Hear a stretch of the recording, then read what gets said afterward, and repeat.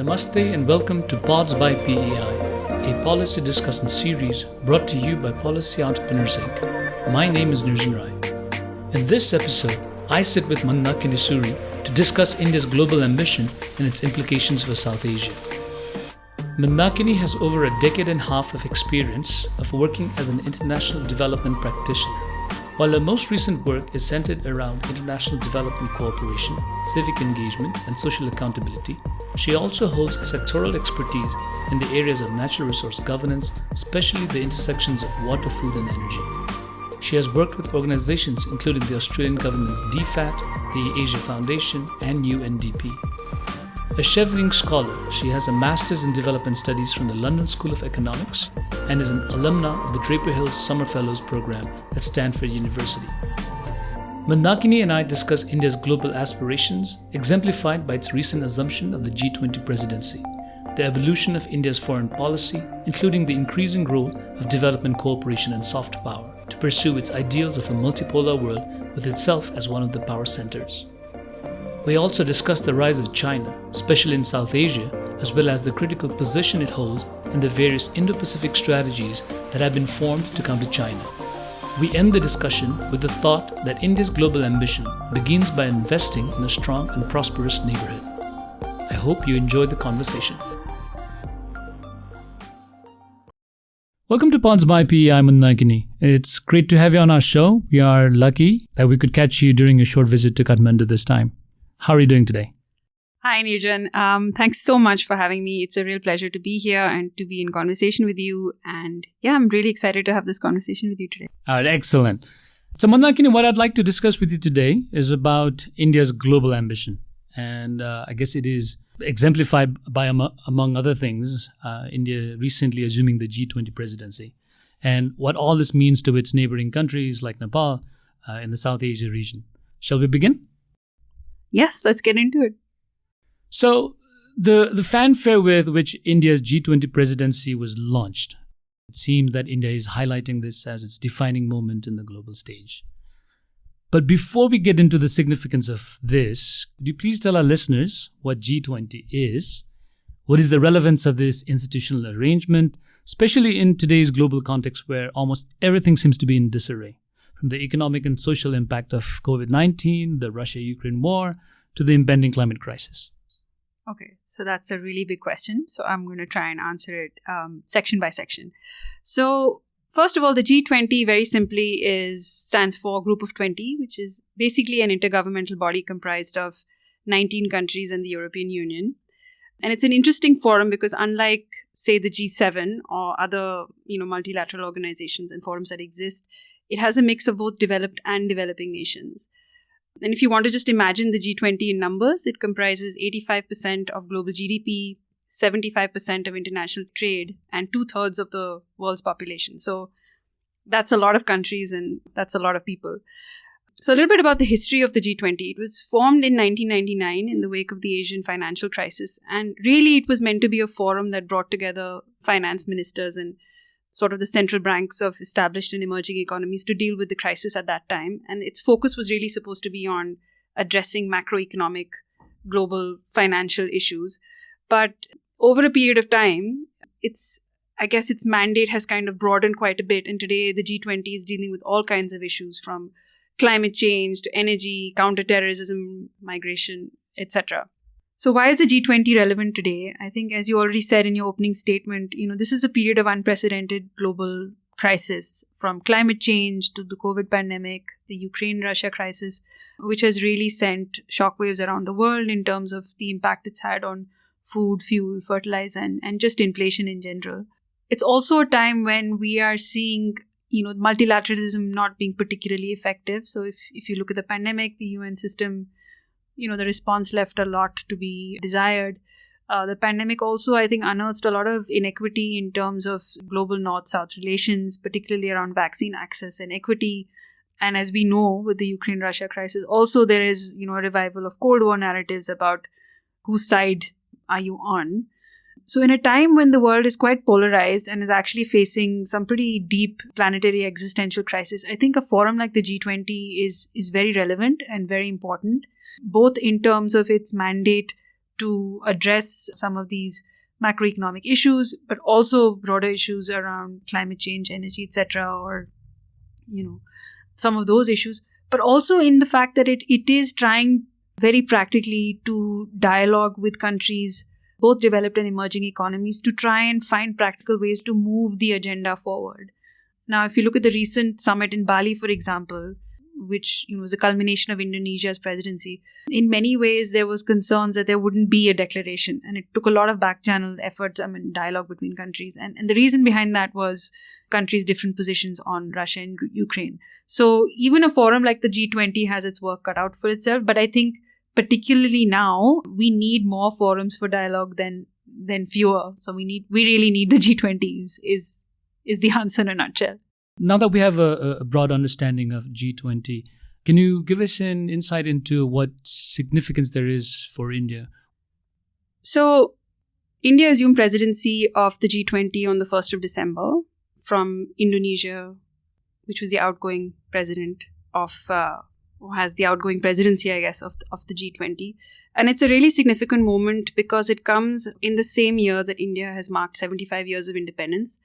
So in a sense, if you want to imagine that it is really coming, India coming into its own on the global stage. And of course, this is in a process that has been in the works for many years. India has been playing a more significant role in the UN through other forums such as BRICS, IPSA, etc., and really kind of putting itself out there as being a country that has something to say on issues of global public goods. And we saw that particularly during the pandemic, where India was very vocal about the need for equity in terms of vaccine access, or in terms of there was a need for more solidarity between the North and the South on post-pandemic recovery. And I think also in other forums, whether it's climate change or energy security or resilience, for example, India has been quite vocal about some of these issues. So I think India's presidency comes at a very unique time in India's own trajectory as a nation, but also comes at a very important time globally. And as we've already discussed, it's not an easy time. It's not going to be an easy presidency for India. So what are some of the challenges that India's presidency is going to face? We've discussed, it's a period of immense global churning, the pandemic, climate change, recession on the horizon. We're seeing armed conflict in Europe for the first time, which has really, in a sense, revived a lot of those Cold War narratives. It's a very polarized views, I guess, about, Russia's interventions in Ukraine. And you see a lot of us versus them and, countries taking sides. So I think it's not an easy time for India to be navigating these waters and actually trying to bring countries together on a common platform of the G20 to discuss issues which actually require a lot of cooperation and a lot of coordination. Because as we've seen, with a crisis like Ukraine, for example, what happens in Europe doesn't just stay in Europe. It's had a ripple effect all over the world in terms of food, fuel, fertilizer prices, what that's done for inflation, the kind of political ramifications that has, the impact it has in terms of socioeconomic impact it has in terms of employment, jobs, wages, all of those things. So I think that's the challenge before India. What are the opportunities? I think India has been really vocal for quite some time, and particularly post-pandemic, about this need for solidarity, of coming together. And if you look at, say, India's motto, or I guess India's vision statement for the G20, it's one world, one family, one future. And I think that really covers it. We have like one world that we need to address these issues. We're one family. And that idea of one family actually comes from a very foundational tenet of Indian foreign policy and development cooperation, which is this Sanskrit term called Vasudev Kutumbakam, which is the world is one family. And so I think India has really been pushing this idea of global solidarity, of southern solidarity, of kind of coming together and tackling these issues together, I guess jointly. So, Mandakini, what are some of the major items on the Indian agenda, and how does it plan to execute them? So I think India's focus is going to be on some of these global public goods issues, right? So the environment, health, women's empowerment, climate financing, circular economy, food security, energy security, disaster risk resilience. Those are some of kind of the stated areas where India is likely to engage. Focus very much, I think, on needs and interests and priorities of at least putting on the table the voices of the developing South. I mean, that's definitely something that has come through very strongly. And it's very interesting that for the first time, I think in the G20's history, the G20 Troika, which is basically it includes the countries that held the presidency, that hold the presidency, and that will hold the presidency. So in this case, Indonesia, India, and then Brazil will hold the G20 presidency in 2024. Those are all developing countries, which I think really speaks powerfully about how this G20, particularly this year, from now until next September, is going to be so different. So, I mean, those issues will definitely be at the forefront. And I think in terms of key focus areas, and this is something that India has already spoken about. I think climate change is one that's very much going to be up there. India has been really vocal on the issue of climate change and has demonstrated leadership in terms of its own commitments, its own leadership of, say, the International Solar Alliance and the Coalition for Disaster Resilient Infrastructure. And Prime Minister Modi himself, in several forums, has actually, including at COP, has talked about the need for a more sustainable lifestyle, a more holistic approach to how we actually live. I think people, planet, prosperity, that kind of an approach. And I think that will definitely be a focus, this idea of, needing a lifestyle change in how we address these issues. The second area, I think, is digital, definitely digital transformation, digital inclusion. We know the India startup story. We know India's, digital, how much success India has had in that space. And I think India has a lot to showcase there, both in terms of its startup culture, its technology and innovation in that space, but also the role that apps and, platforms such as CoWin or even, the digital payment apps, what that can do in terms of transforming the ways in which economies work, for example. And I think the third area, which is really critical, is health. I think we can't overestimate how important that one actually is. And I think, India has really emphasized the need for a more equitable post-pandemic recovery, particularly in terms of vaccine access, but also in terms of trying to use technology innovatively to help fight the pandemic. So India's Arogya Setu platform, etc. So I think climate change, digital inclusion and digital technology as well as health are likely to be those three focus areas. And just very quickly, I think it's important to emphasize that the G20, as I said, has different tracks. So there's the finance track, there's the Sherpa track, which actually has a whole set of work streams around agriculture, culture, development, digital economy. And then there's a separate one around engagement with different kinds of actors, so civil society, think tanks, women and youth, etc. So I think broadly, those are the areas that India is likely to focus on. Moving the conversation forward beyond just G20, there is a general agreement that China's rise as a global superpower has ended the American unipolar world. Reading up on the Indian media, there are discussions about how this presidency will help India shape a multipolar world with itself as one of the power centers in the new political order.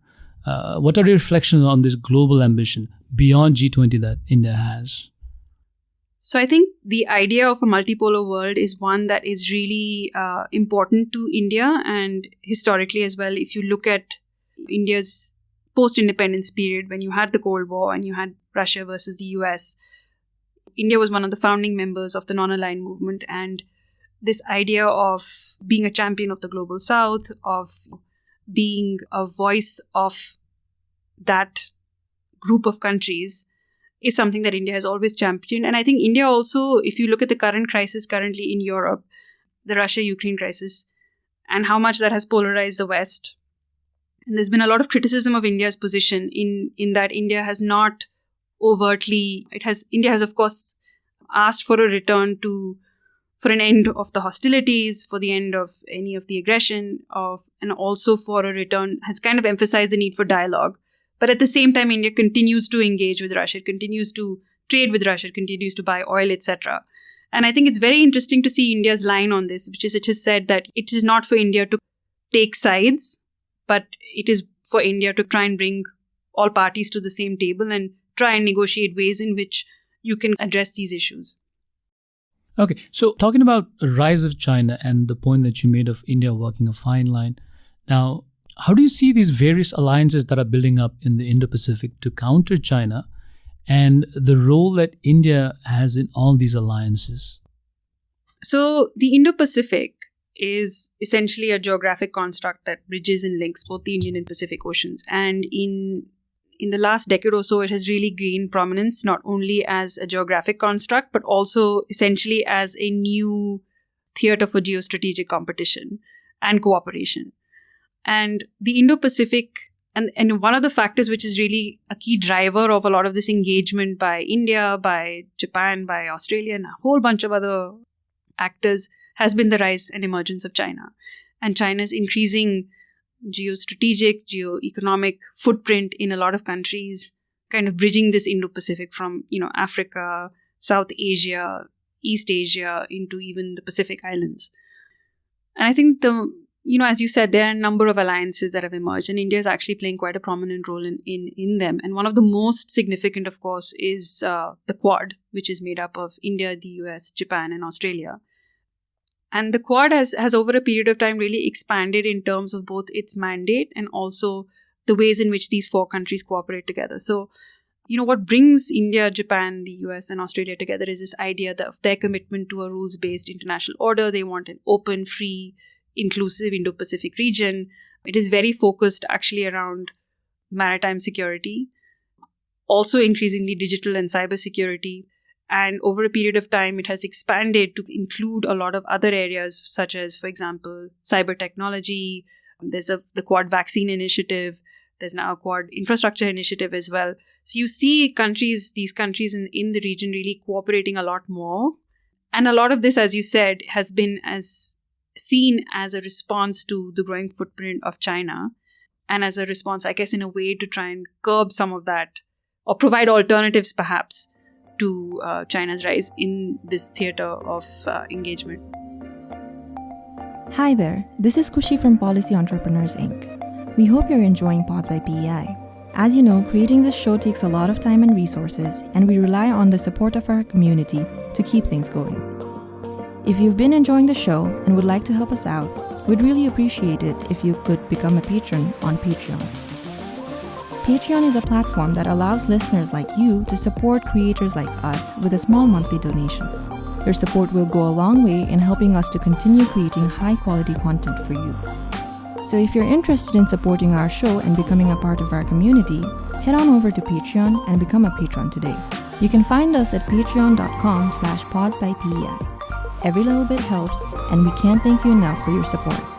Now, let's get back to the episode. Mandakini, with India having a pretty prominent role in these alliances, what do you see the implications for South Asia in this regard? With the Indo-Pacific becoming such a popular framing in a sense, and we've seen particularly in the last few years with all these strategies coming out, US, etc., which seek a very prominent role for India in this region, in many ways, as we've discussed, a balancing force to China. And that's based around this idea that these countries share common principles with India in terms of support for democratic values, rules-based international order, etc. So I think there's definitely a positioning of that. And in many ways, I think it's important for us to acknowledge that that has been the dominant framing of why these countries are engaging with India on these issues. Even though, and China has been quite vocal in terms of also seeing that and calling it out and saying, well, from its perspective, a lot of these appear to be very, I guess, positioning China in a particular or referring to China in a particular way. I think, what does that mean for South Asia? That's a really good question. From the research and reading that I have done, really, these Indo-Pacific strategies are looking at positioning India and then looking out. It's really not centered around India's necessarily its role in. Of course, there is that element of India being perhaps reducing the footprint that or being a balancing force, as we've discussed, to providing countries in the region with more choices. But that is contingent on India's ability to, in a sense, walk the talk, meet its own commitments, deliver on initiatives, projects, etc. But I think for these alliances themselves, they're not necessarily very focused around looking at the region. India's immediate neighborhood is definitely India's own foreign policy interest. But I think it does open up the possibility of, say, perhaps India engaging through these alliances with countries in the region in new and interesting ways. So, for example, for the longest time within Indian foreign policy, there was this idea that India chose to engage bilaterally, particularly with neighbors in the region. We don't have many examples of triangular cooperation. BBIN is probably one of those initiatives where you do see triangular or sub-regional cooperation. So whether, for example, over a period of time with initiatives like the Quad or other triangular cooperation arrangements that India has now formed with other countries, whether that provides opportunities for both, whether it's financing or whether it's joint projects, in areas which would support, say, the interests of countries in the region. I think that would be really interesting. And to me, it would also make sense in terms of bringing home, in a sense, this idea of neighborhood first and what India could do with some of the support that it's got and some of the backing, in a sense, that it's got from these alliances. But currently, I don't see that as necessarily a focus. So one area is where some of that, I think the Quad Vaccine Initiative is one example, for example, where India is looking at certainly being a first responder and prime responder for the region on that. So now that you've talked about India's role in these various alliances, now let's direct our discussion toward South Asia. As India seeks a global presence, China seems to be creeping into its neighborhood, which has generally been considered to be India's sphere of influence. Now, the China-India relationship is at a very low point with border skirmishes happening just recently. Now, we could have a discussion on the India-China relationship and the implications for South Asia. But what I would like to discuss today is more of a long-term observation about China's increasing presence in South Asia, be it in Sri Lanka or Nepal. What do you make of India's response to this phenomenon? That's a really good question and also a really hard one. So obviously, India is very concerned about China's growing footprint in South Asia. And in fact, it's not even growing. I think the footprint is very much there and it's obvious. And in many ways, I think India's response has been quite late. India has very much seen, as you said, South Asia as its neighborhood, in many ways its backyard. And I think the backyard didn't receive a lot of attention until quite late in the day, whereas other guests had already come and kind of taken a seat at the table. So in many ways, India has been playing catch up. And I think there was a lot of hope and expectation when Prime Minister Modi came into power in 2014. And, there was this whole focus on neighborhood first. And all the SAARC heads of state were invited to his inauguration. But in many ways, the dream of SAARC and regional cooperation really hasn't lived up to its expectations. And I think because there's several reasons for that. One is, of course, there are these historical legacies from colonialism, partition, various other factors that continue to mire and bog down the day-to-day mechanics of those relationships. I think the second thing is that India very often overestimates its own influence in many of the countries in its region. And I think the third area is about India's ability to walk the talk. So, for example, very often there is a criticism of, say, Chinese development assistance in particular countries.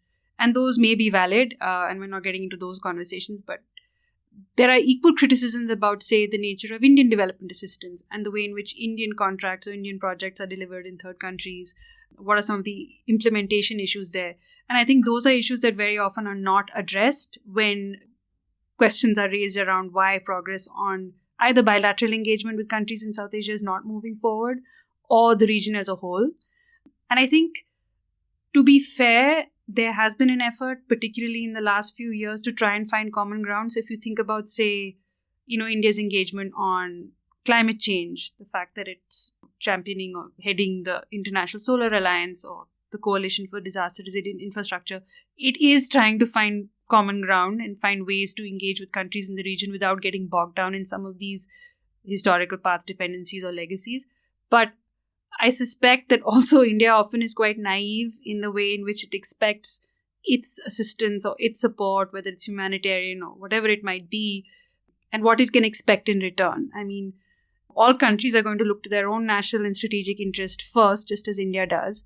And so the expectation that because India, say, supports Bangladesh on a particular issue, or because it provides loan and grant assistance to Sri Lanka, it does not preclude Bangladesh or Sri Lanka or any other country for that matter, Myanmar, Bhutan, from engaging with China, which is also a very strong dominant power in this region and cannot be wished away. So I think it's about really India acknowledging that countries have options, and if it is not going to be able to deliver on its own commitments or its own ambitions, then countries will look elsewhere.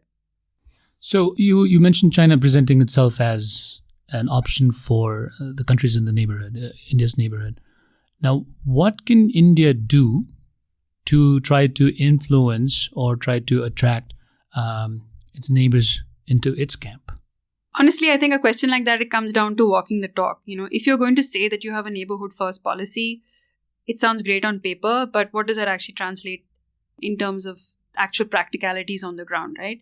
And I think it's important to look at what India is able to deliver at a bilateral level, because that's where countries will seek their own interests, and as a region as a whole, right? So, I mean, I think you've already seen, if you look at the region, we've tried various experiments. SAARC hasn't been particularly successful. It's further fragmented with, sub-regional cooperation with BBIN, where there's been some incremental progress on issues of, trade and transit, for example. But even then, we seem to get bogged down in kind of the nitty-gritties and the details. So I think it's about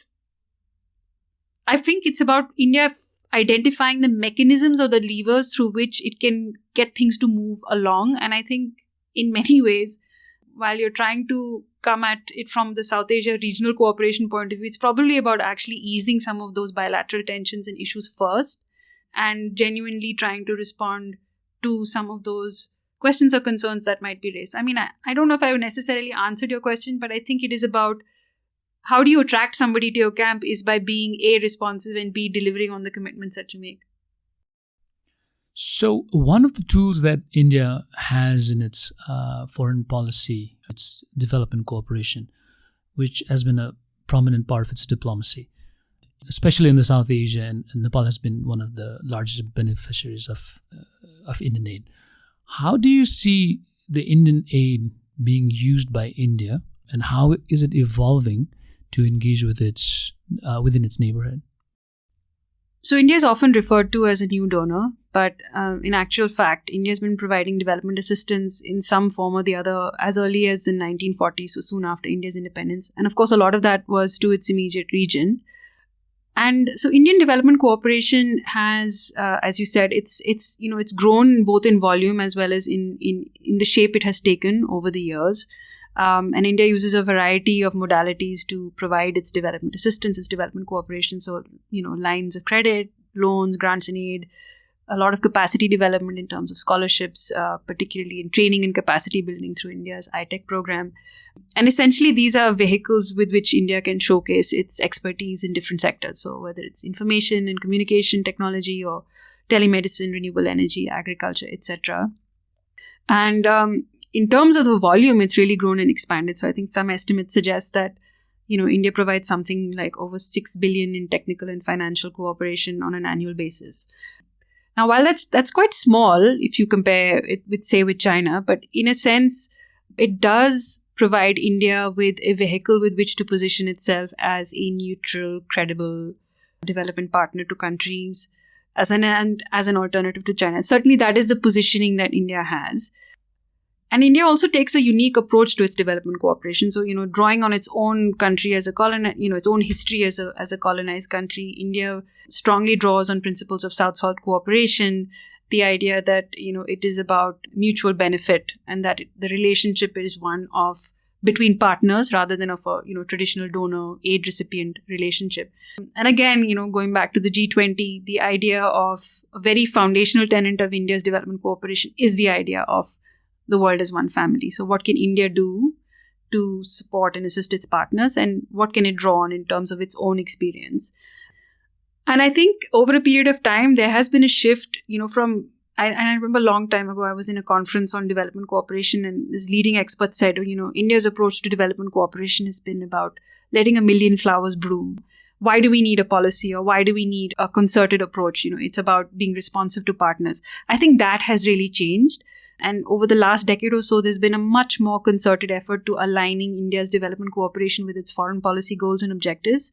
And you've seen this, for example, with the creation of the Development Partnership Administration within the Ministry of External Affairs, which actually deals with issues around development cooperation. So much closer alignment of that, and also expansion of the toolkit that India has. So soft power is now a big element of India's development cooperation. So if you go to any Indian mission website, it talks a lot about what India is doing on conservation, art and restoration, yoga, the other ways in which soft power tools, the Buddhism, for example. So I think India now uses a much more expanded set of tools that draw on its own areas of expertise as well as its culture and history to position itself, as I said, both as a trusted partner, a credible partner, and also an alternative for countries that say, may be wanting to look at other forms of assistance which are separate from the West or from China. One of the interesting things that you mentioned, Mandakini, is India positioning itself or India positioning its aid as a South-South cooperation, mutual benefit. This also happens to be the language that China uses for its aid. How would you differentiate how India and China are positioning themselves in this particular language? So I think that's a really interesting question. And in many ways, I think China has, just by sheer heft and weight of its economy, it's the place it already occupies at the global stage.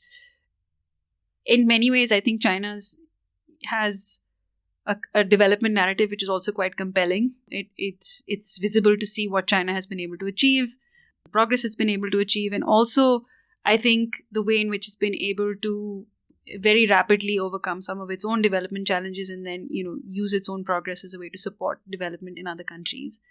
I think India in many ways is slightly different in that sense because it is a country that provides development assistance but is still a developing country itself. So India today has many of the developing challenges around hunger, malnutrition, food security, all of those issues which a lot of countries in the developing South are still grappling with. So it's coming towards it from a different position. India also has the historical legacy of colonialism, and it has that path dependency which it's aware of and is able to share that experience and relate to that experience. And in many ways, I think China and India have more in common sometimes than I think is acknowledged. I think they are both countries that see a real role for themselves on the global stage, and they have particular approaches to the way in which they describe or in which they see development cooperation. I mean, China, for example, is also committed to the SDGs. It also is committed to achieving these global goals. It also emphasizes the ideas of South-South cooperation. So there are those foundational principles in place. I think, it's easy to think of them as rivals, but I think there is a lot in common that is there as well. So Mandakini, as we close the loop on this discussion today on India's global aspirations, you mentioned earlier about India's neighborhood first policy and how that has not been very effective. Now, do you think that this new opportunity that India is positioning itself for gives that space for both India and for India's neighboring countries to engage with it?